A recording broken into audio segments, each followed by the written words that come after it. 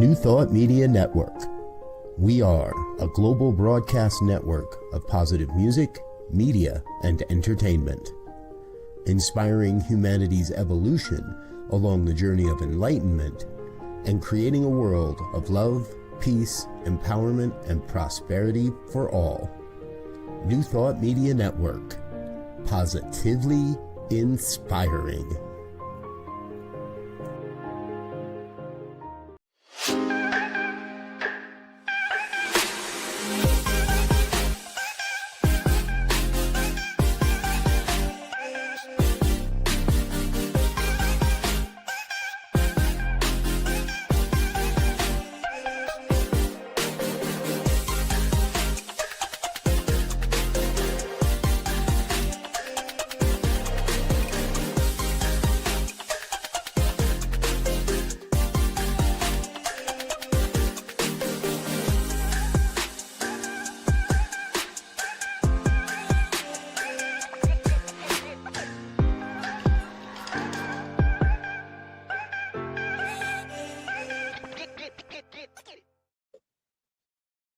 And hello again, dear ones. Dr. Robert with you here. What a wonderful day it is in the world, and it's time for that irregular program, only when it comes to timing, New Thought Conversations, an opportunity I get every so often to sit down with a New Thought luminary and chat about life and what's going on in the world. And we have something really special for you today, because one of my great mentors is with us. Reverend Dr. Lloyd Barrett is in the house. Now, Reverend Dr. Lloyd has been a pastor of a number of churches throughout the New Thought movement over the years. He's also an associate minister at Mile High Church while I was there, and happened to be the dean of the Holmes Institute while I was a student. And so I can't remember how many classes we've been in together. It's always a great thing. And today happens to be Dr. Lloyd's 87th birthday. So he's now retired and living it up in Las Vegas, and we've gotten him on the line and on the computer to share a bit of his wisdom and some stories and some poems with us today. So, Dr. Lloyd, welcome to the show.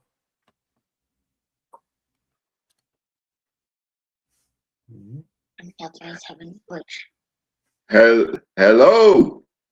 There we are. Now we've got you. Hello, Reverend Robert. It's a joy to be with you today. It's a blessing, a joy, and I'm ecstatic about just being with you and sharing. And this moment is magnificent, somewhat humorous. It's like the comedian who said, if I knew I was going to live this long, which is 87 for me at this today, he said, I would have taken better care of myself. Yes.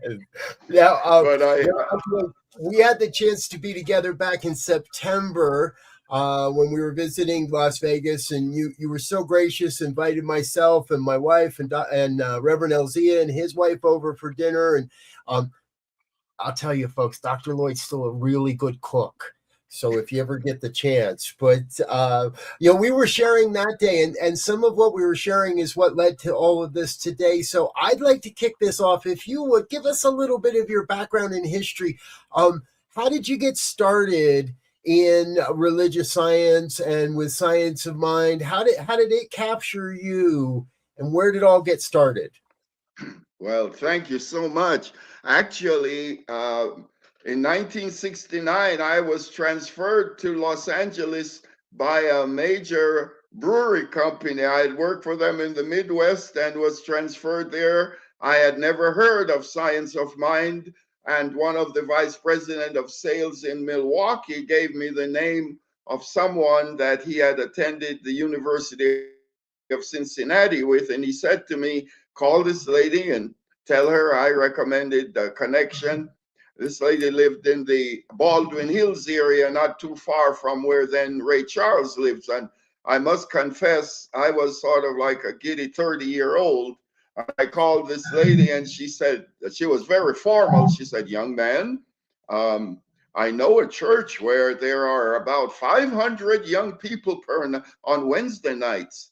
So Reverend Robert, I have to confess, I said, what are they giving away to get 500 young people on a Wednesday night?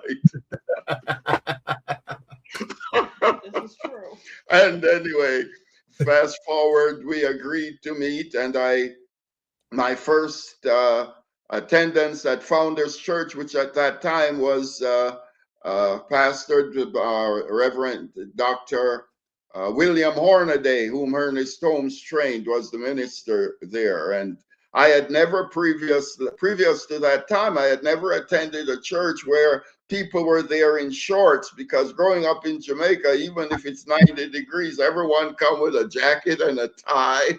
Mm-hmm. And that was my first time seeing people knitting before church started and in Bermuda shorts. But there were 2,000 people there. So I thought, wow, this is exciting. And I guess you would say I felt exhilarated. And then the message was so positive, where the focus was on your mind is creative. So that was my introduction, and I never missed a Sunday or Tuesday unless it was traveling. So really, that's my introduction to Science of Mind. Wow. All right. Never missed a Sunday. I like that. So how long did it take before you start getting into classes or taking practitioner training or deciding, hey, I think I might want to make a ministry out of this for myself? Well, it took me quite a while before I took classes. I went to several workshops. For example, I would like to make a reference to one. One workshop I went to on a Saturday morning was about 1,000 people, facilitated by the late Dr. Norman Cousins, who was on the medical staff at UCLA.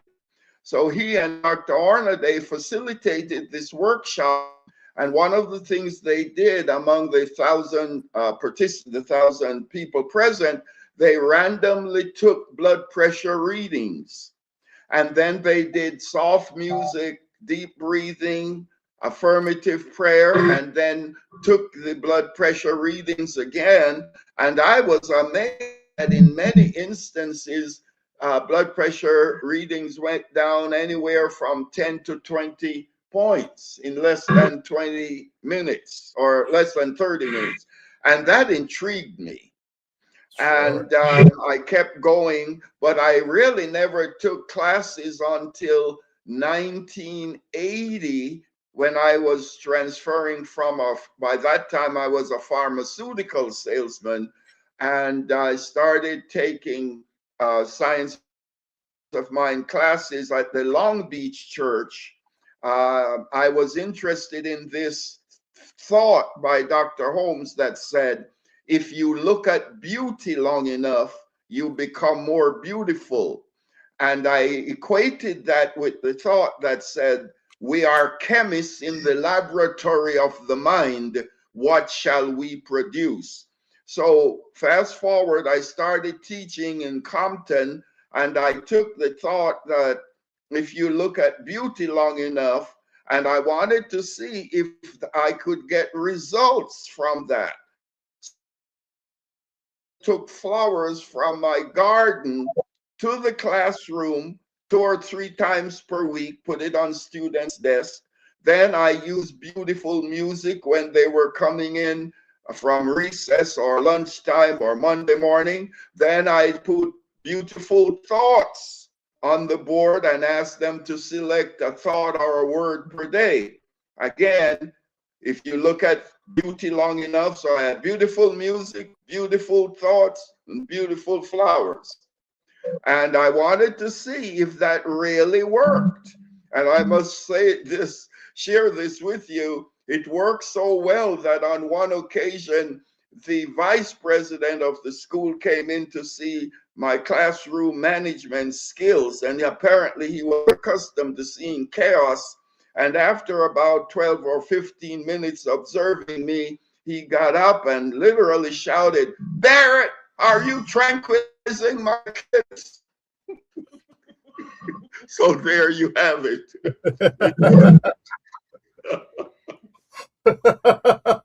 Oh, Dr. Lloyd, I tell you, over all the years that we've studied together, you still come up with stories I don't know that I've heard, and I love them each and every time because you have a very rich history of serving. And I think it might have been you where I first got this. No matter what's going on, it always comes back to the people, and it always comes back to the people that we're here to serve. And now I can't imagine you tranquilizing a whole classroom of kids, so I know it wasn't that. I know it was the consciousness that you were bringing to everything. So thank you for sharing that. Folks, if you have a question or a comment, or you'd like to get involved in the conversation here, for those that are watching live, go ahead and chat something in the chat box. Let us know you're out there, where you're watching from, or if you've had a chance to study with Dr. Lloyd over the years, maybe you have a personal favorite story you'd like to hear again. We're going to get into a little bit of his poetry later on, but I want to keep going with some of the stories. So I think the one I'm gonna kind of dig for some things I maybe haven't heard. Okay. When you look back over your education in ministerial school, because ministerial school in my day is much different than it is today, and I know it's much different than when you were in school. So, of the classes and the people that you got to study with as you were becoming a minister, perhaps what's one of your favorite stories or remembrances from that time? Wow, that's quite a well, one of them that I remember distinctly, interestingly, has my namesake, but we were not related. Dr. Paul Barrett, who was teaching metaphysical Bible interpretation. And he had served, I believe, as an assistant to Dr. Wilson, or one of the leaders of Unity. And video presentations at the time, prior or in ministerial school, in my view, was pretty new. And I remember he had different students do presentations, and I was intrigued with metaphysical Bible primarily because I came from Jamaica, where my dad was elder in the Presbyterian church. My mother worshiped on Saturdays, but she would say, "Son, don't call me a Seventh-day Adventist, because I am not a true Seventh-day Adventist, because if my husband or my children are hungry, I'm going to cook." So I had that experience. But anyway, combining that, well, my dad a Presbyterian, my mom worshiped on Saturdays, then my grandmothers were very committed Baptists, and then my uncles were evangelical. So I had all of these in my, I guess you would say, my religious multiplied basket, so to speak. And so when I had an opportunity to hear the metaphysical interpretation of the Bible, that intrigued me. And my first presentation, when Dr. Paul Barrett listened, this might be a little egotistical, but I remember it distinctly. He said, "Oh, I am proud to be a Barrett." So, but I also like the idea of the metaphysical interpretation of the Bible, because I have used it or applied it even with people who came to me for counseling on business. For instance, if I might, Yes. in Colorado, a person came in once a month. We were doing consultation, affirmations to support his business. And Reverend Robert, on one occasion, he said to me, "Reverend Lloyd, I've got to tell you the truth. Those ideas you said you're getting from your meditations to share with me, they are woo-woo to me." So I said, "Well, you know, I suggested to you that I am not a financial consultant. I I consult the divine intelligence, the infinite mind. That's what I do in my meditations and so forth. So he said that woo-woo to me. A month later, Reverend Robert, he came in and he said, Reverend Lloyd, keep doing that woo-woo stuff. I said, well, why are you saying that? He said, I made more money in 30 days than I did in the last 6 months. So keep doing that woo-woo stuff. So there you have it. Yeah, absolutely. I'll take a couple doses of that woo-woo stuff over here too. Might as well, right? Thank you.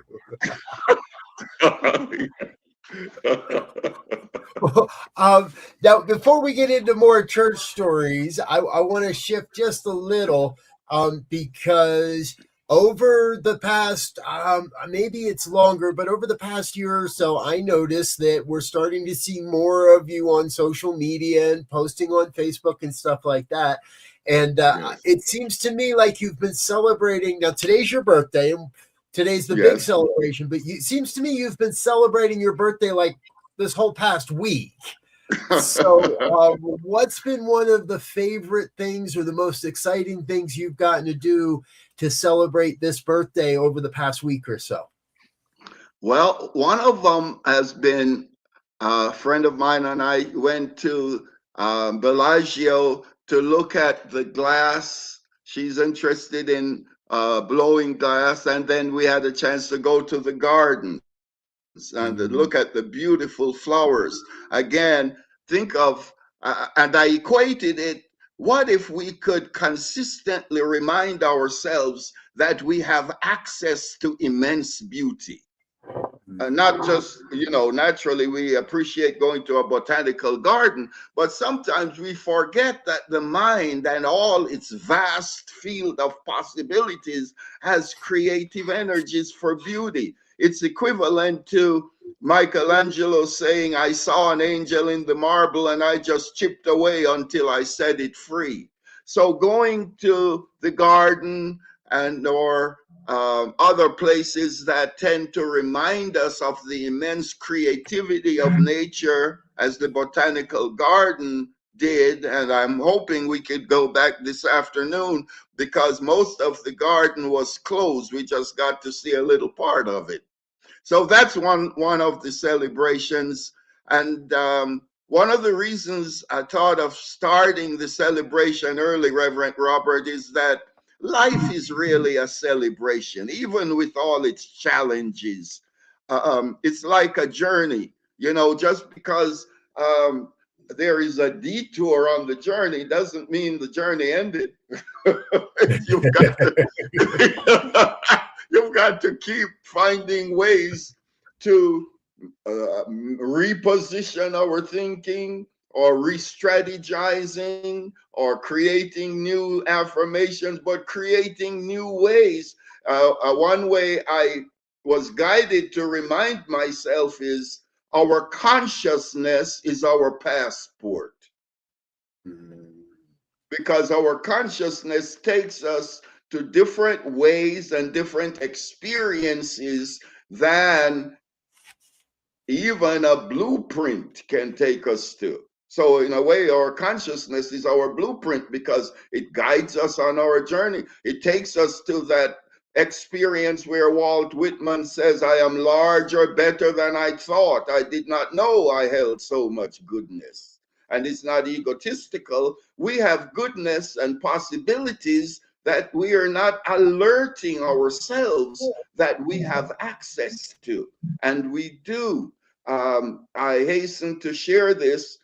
I was sort of laughing at myself in this respect. On 3 occasions in Denver, doctors told me medically, there's nothing else we can do. And I sort of chuckled and said, that's okay. I'll go home and talk to the infinite. Nothing you can do. If it's true, and it is, we are chemists in the laboratory of the mind. That's not just the intellectual mind. We are chemists in the laboratory of divine mind, infinite. So when the doctor said, Mr. Barrett, there is nothing we can do, I never got upset at him. I said, no, that's okay. I'll go home and talk to God. talk to the infinite and find out what the matter is. And I am grateful and blessed to say I found out. So there Yeah. we are.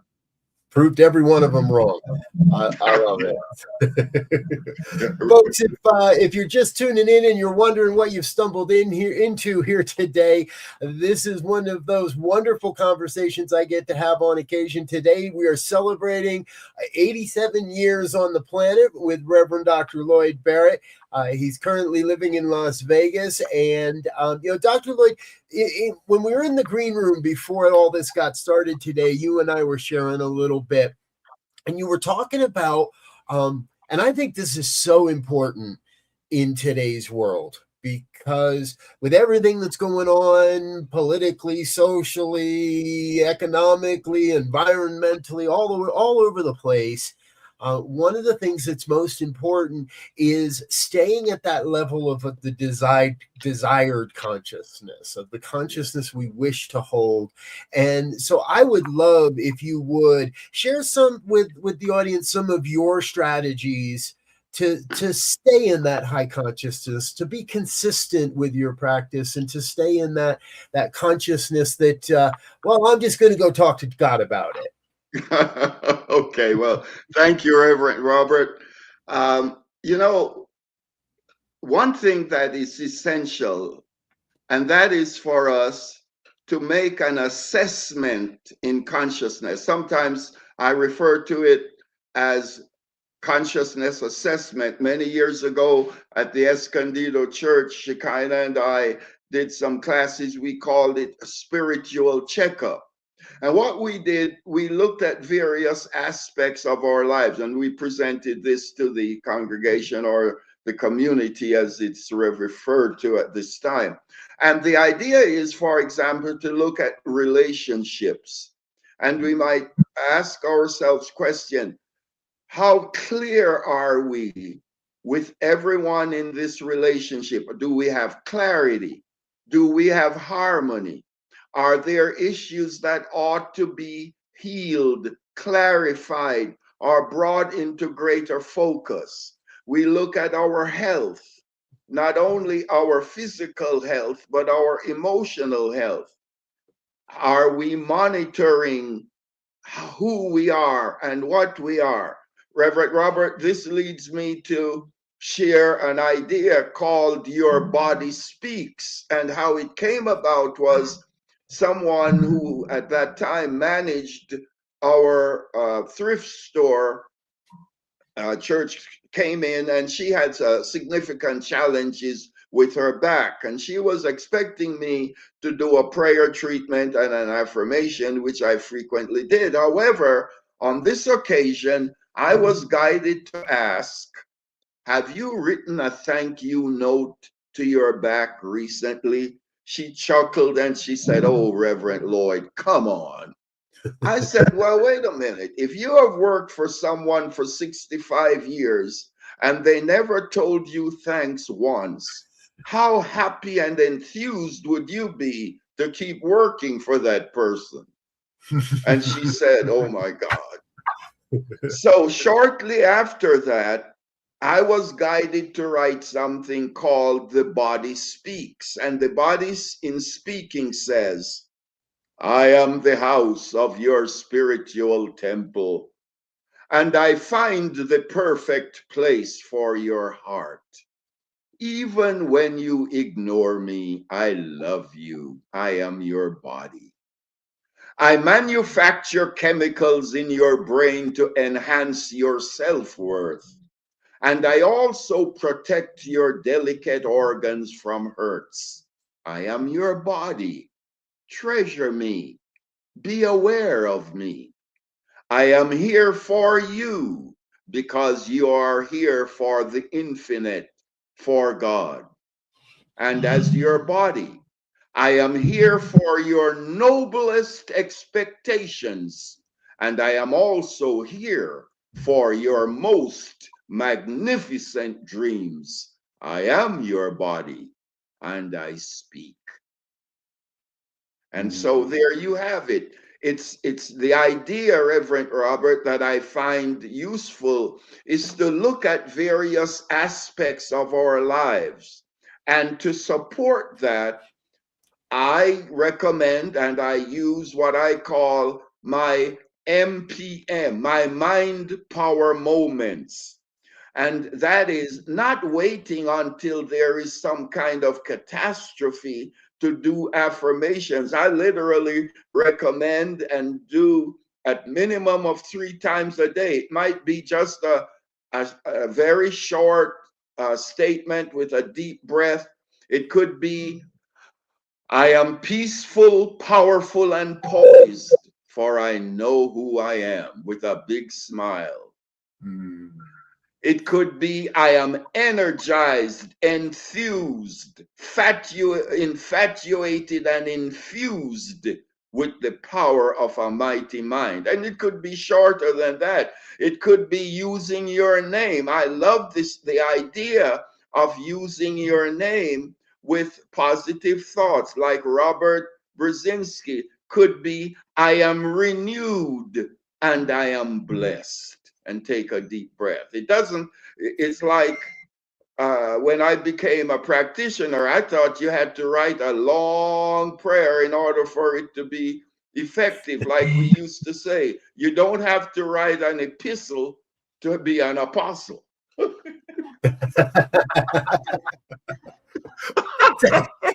I want you to say that one again so everybody really hears that one. You do not have to write an epistle to be an effective apostle. Beautiful. Oh, I love it. I love it. And you're hitting on something that I think is really important as well, Dr. Lloyd, because over my time in this movement, I've heard countless people say, "Oh yeah, I've done affirmations," and almost like, "Oh, that's beginner stuff," and I've even heard people be like, "Yeah, affirmations don't really work." But what I'm hearing, what I believe you're sharing, is it's more in our commitment to staying true to the consciousness and keeping those alive in us, keeping those alive over years and years and years and years and decades, even to have them be effective. Do you have any favorite affirmations that you like to share with people? Yes, well, what you just shared, this story that I'm going to share documents it. This past Sunday, I had a visit from a young man that was a part of my first church in El Centro in 1989. Wow. Okay. And his mother came with him. Perhaps you met him in Unity Village for the Ernest Holmes Archives. That was the first time I had seen him since 1989. Well, the story supporting that visit was, I saw these 2 young men in church, in my first church in 1989, with no adult accompanying them. And I said to them, I'm so grateful you're here, but who brought you? And humorously, although they didn't appear to be humored initially, but I thought it was, they said, my daddy told us to look in the yellow pages and pick out a church, and we picked this one out. So I laughed, and then I thought, wow, how can I support them? So I was guided to write something called the Champion's Prayer. And a brief comment regarding, in that prayer, this I wrote, I am marching to the beats of success. My steps are aligned to my good and my goals. I am always marching happily, purposefully, and intently. And there is more, but here is the thing. I gave that to those 2 young men in 1989. Reverend Robert, they told, one of them who now lives in St. Louis, told me he still has it on his refrigerator and he's given it to his 3 children. So Yeah. that's a long time from 1989. And then in 2009, while I was at Mile High, I received an email from someone in New York that said, "Dear Mr. Barrett, I heard you are now Reverend Barrett. I was in your 5th grade class in Watts, and I remembered you never gave up on us. You always told us we were winners." And she went on to say, "I have come a long way from Watts. I am now the supervisor of the front office staff at Columbia Hospital." So those positive thoughts are not just some intellectual statements that are said without regards to the power of the creative mind. It's equivalent to Ernest Holmes' essay, "Your Spiritual Bank Account." Affirmative thoughts are deposits in the bank of the mind, and we cannot withdraw anything other than what we have deposited. Mm. And there we have it. And there, and there we have it. Exactly. Yes. Uh, and you share with us examples that are so important that we do not realize the profound effect we may have on people. From someone in 5th grade who you gave them affirmations, and instead of tranquilizers, you gave them affirmations. That's a good thing. And all these years later, she's leading a major department, and we know that's still there for her. And you mentioned the Science of Mind archives. I want to fill everybody in on that. Last April, there was an event at Unity Village for the Science of Mind and Spirit archives, that their grand opening as they moved from here in Colorado to Missouri. And it was a great pleasure to have you there as a visiting dignitary, and you gave a great a synopsis talk and some prayers and all that kind of stuff. But that was also the first chance I had to meet that young man that you spoke of, and he was so it felt like he was looking upon one of his boyhood heroes. And you have had that effect on people throughout your ministry, and even before your ministry, your, let's call it official or ordained ministry. Maybe it sounds like you were doing ministry all the way back when you were selling beer and pharmaceuticals and such. So are there any other places or stories you'd like to share that really touch on that longevity of where you can see, wow, I didn't think that made a major difference, or I didn't think that was a big deal, but now I know that changed the course of someone's life? Yeah. Well, interestingly, Reverend Robert, one that comes to mind, when I arrived in Los Angeles, I was transferred from Indiana, where I worked for the brewery, in 10 states and Washington, D.C. So when I started going to Founders Church, I was in a singles complex in the Wilshire area. As a matter of fact, it was 515 South St. Andrews Place. Well, I was surprised when some of the residents said to me, "Where are you going on Wednesday nights?" So I told them, and I told them how I was enjoying it. So they said, "Well, why don't you come back on Wednesday nights and share with us what you're learning?" Do you know that for quite a while, every Wednesday night after going to hear Dr. Hornaday, about 6 to 10 people in the complex, they would wait, and I come back to share what Dr. Hornaday said. At the time, of course, I had no idea I would be working towards being a practitioner and then ultimately a minister. With regards to continued application of the teachings, there are so many ways. One area that I have seen real practicality is in the area of healing. Here is an example. When I arrived in my first church in El Centro, I was asked to visit someone in the hospital. And when I arrived at the hospital, the doctor said to me, Reverend, she's 97. She won't live to get out of the hospital. So I said to the doctor, hopefully graciously, I said, Doctor, I did not come here to do medical work. I came here to do prayer work. So I would like to at least do a couple of affirmations on her behalf. He said, well, wait in the lobby. The nurse will get you. I waited and the nurse came, and on the way to her bedside, the nurse said, don't forget, she has not spoken to anyone in 3 days. I arrived at the bedside and I had affirmations on 3x5 cards.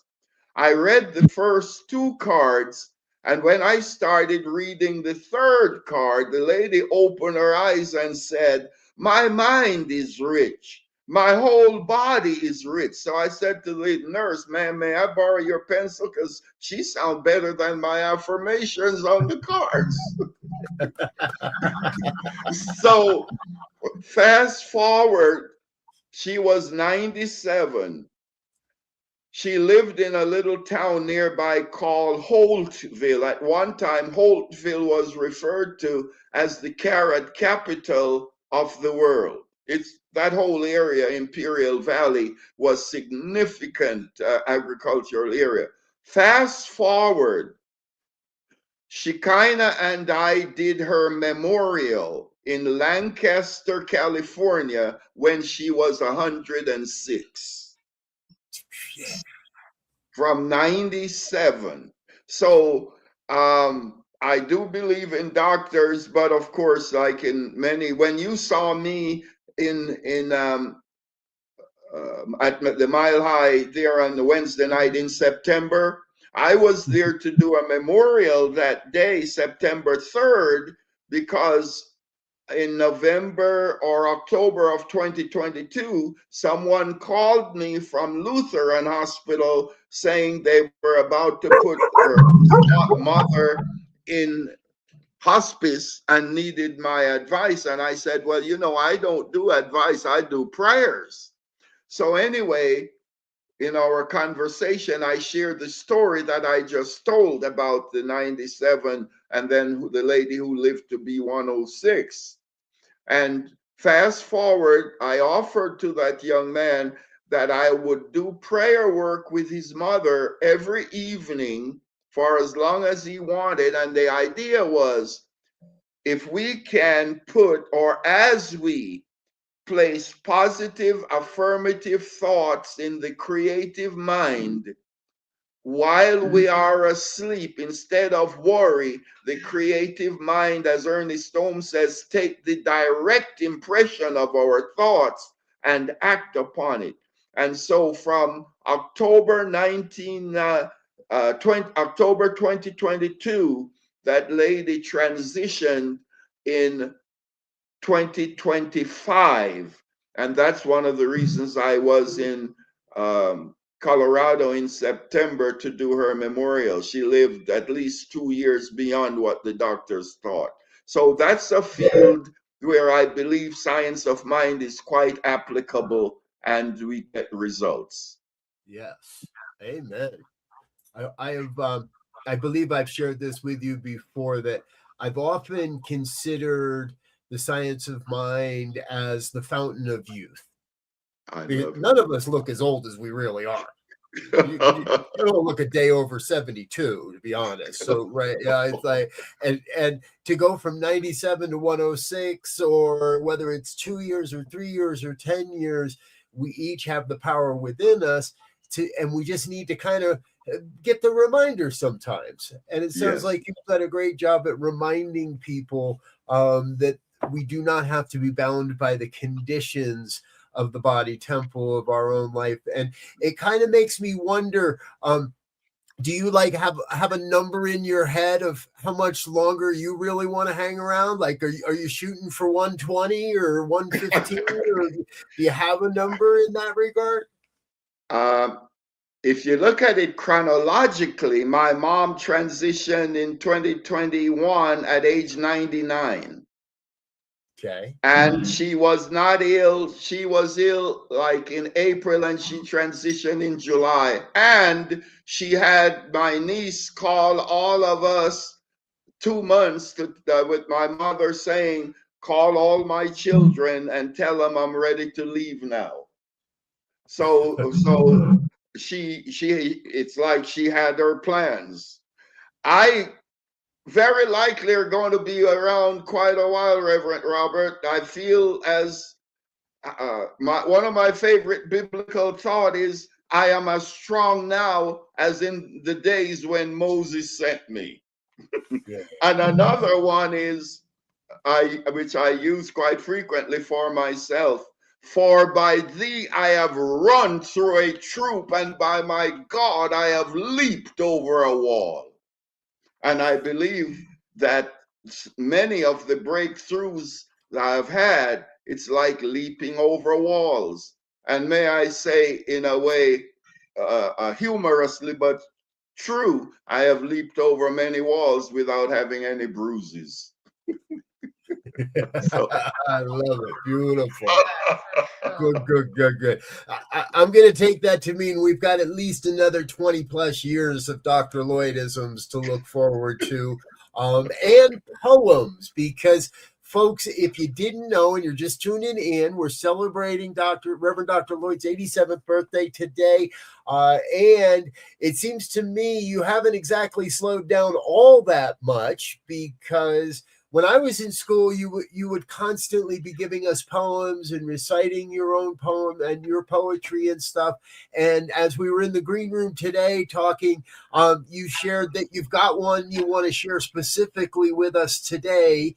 I think you said the title of it is "Your Best Is Yet to Come." Is that correct? yes, your best is yet to be.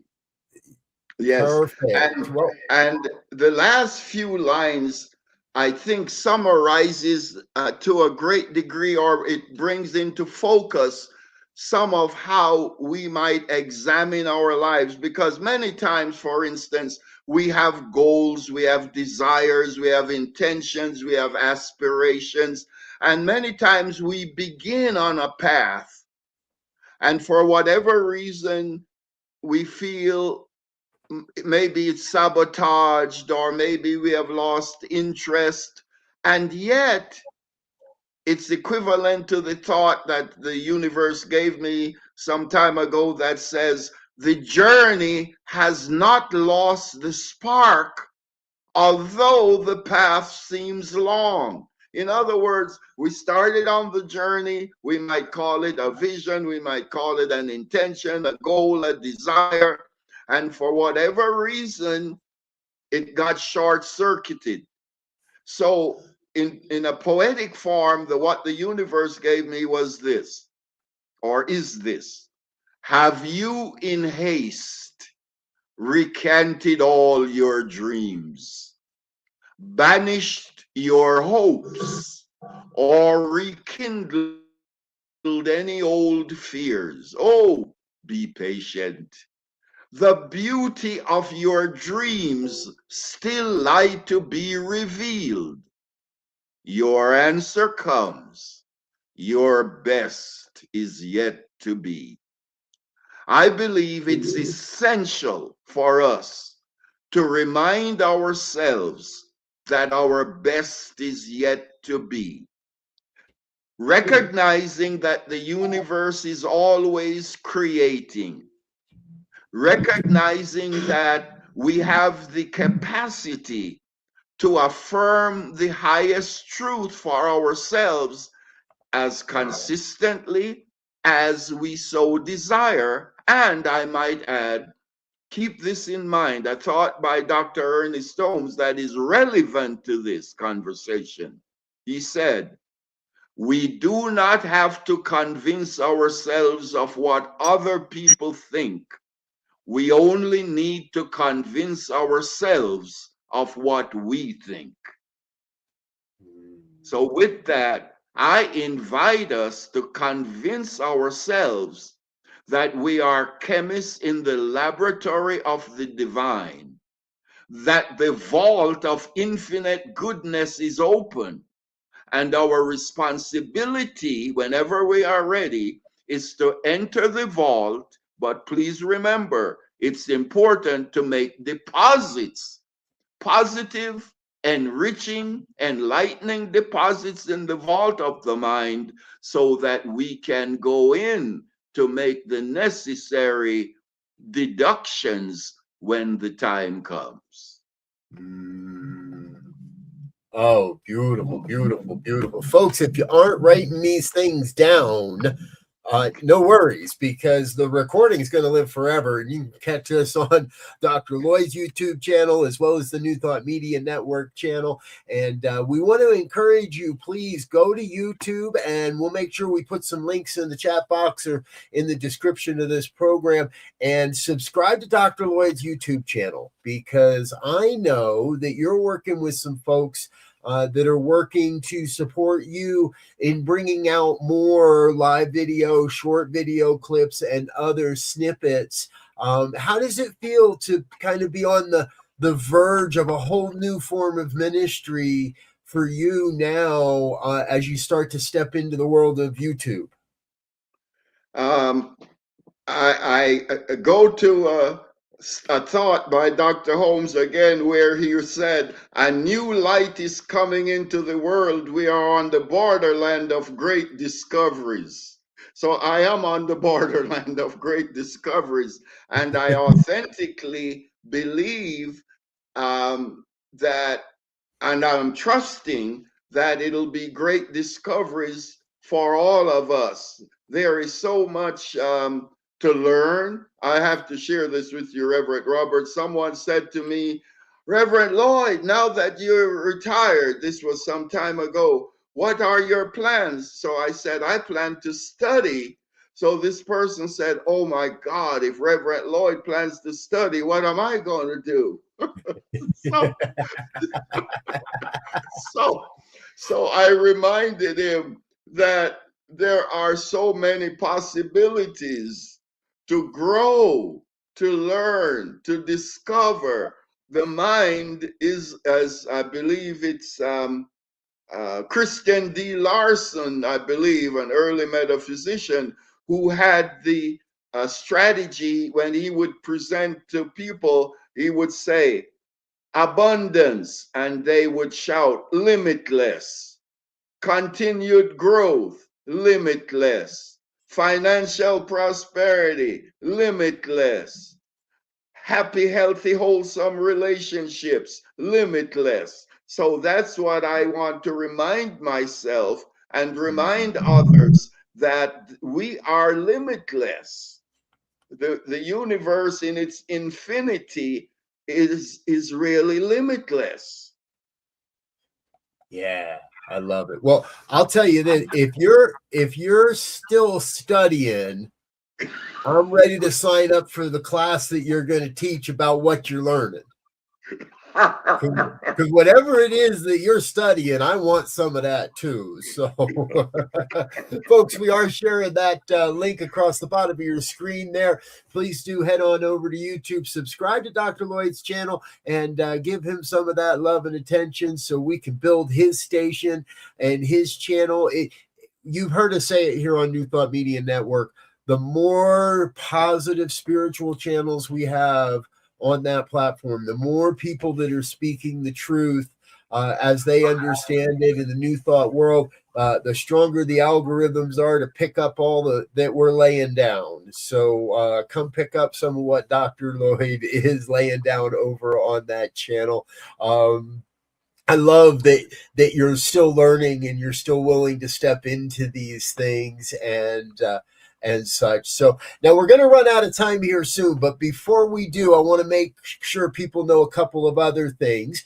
Number one, they're welcome to reach out to you directly at your through your email, lloydbarrett@gmail.com. And anybody that wants to reach out and say hello. And I guess the question I have is, are you still in a position where are you counseling with people? Are you still meeting with people over the phone or through Zoom? Are you still connecting with people in that way?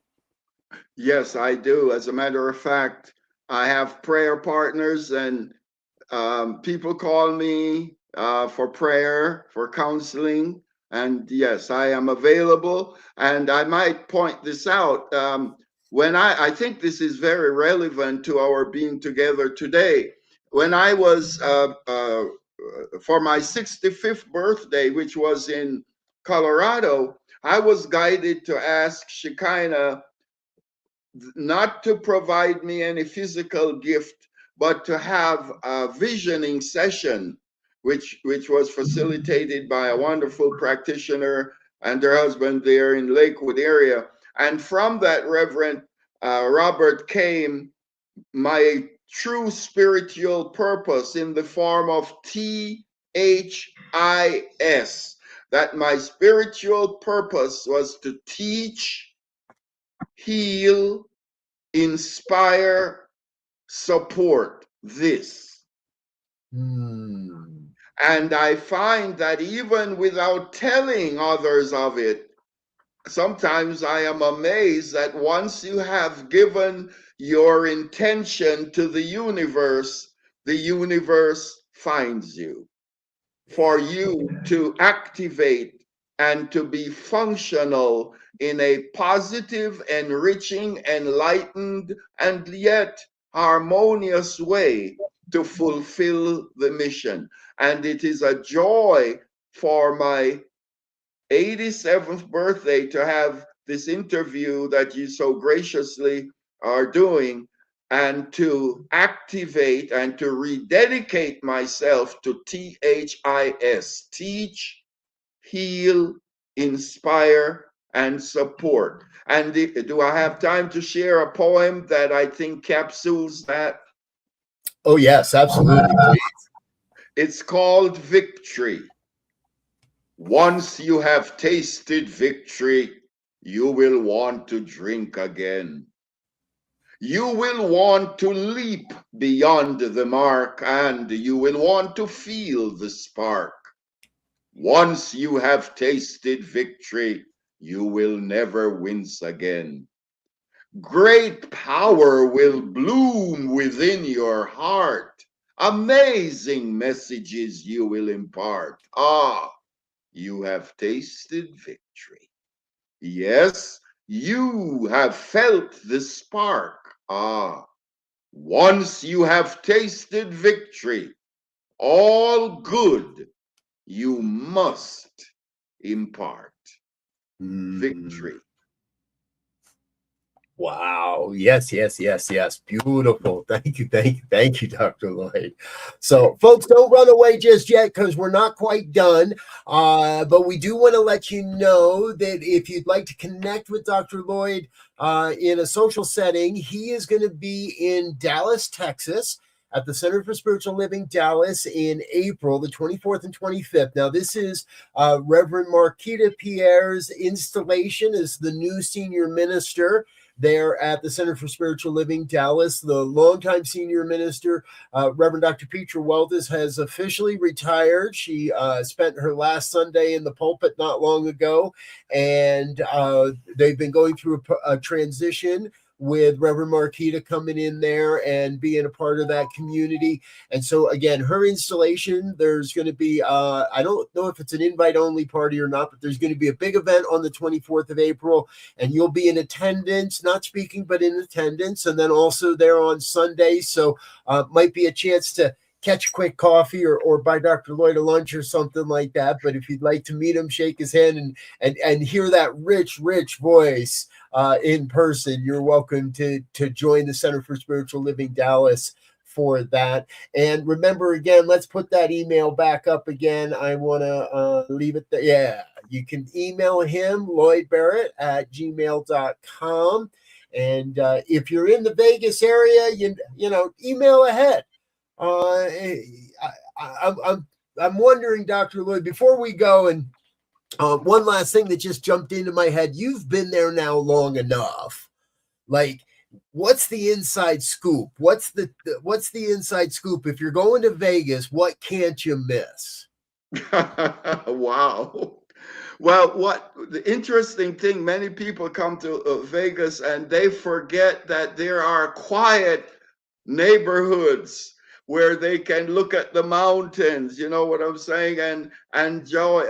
Nowadays, for instance, when we moved here in 2013, someone called and said, I'm coming to Vegas for a retreat just to be quiet. Sometimes people think it always has to be everything on the strip. That's quite okay if you so desire. But there is like the beautiful Bellagio Gardens. There are mountains to see. There is a park where I don't know the name of the park, but I have pictures where I went to see peacocks. And of course you have all the shows on the strip and all. So it all depends on.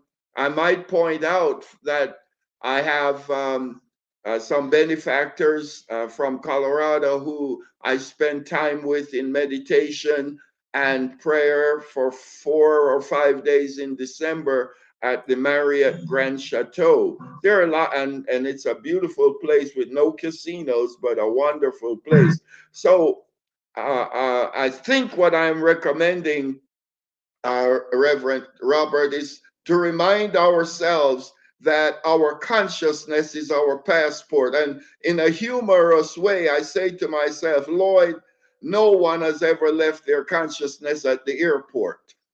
They always carry it with them wherever they are. So Well, I know how easy it is to leave your money at the airport in Las Vegas, but I agree with you. You can't leave your consciousness there. I'm going to write that one down and save that one. There we go. So, folks, we have just about run out of time. So I want to say personally, Dr. Lloyd, thank you so much for taking the time to be with us here today. We put a bunch of effort into the back room, into the back office to make all this happen and get the scheduling right and make sure that you had the support there you needed to make this happen. And I trust it's been as much fun for you as it has been for me.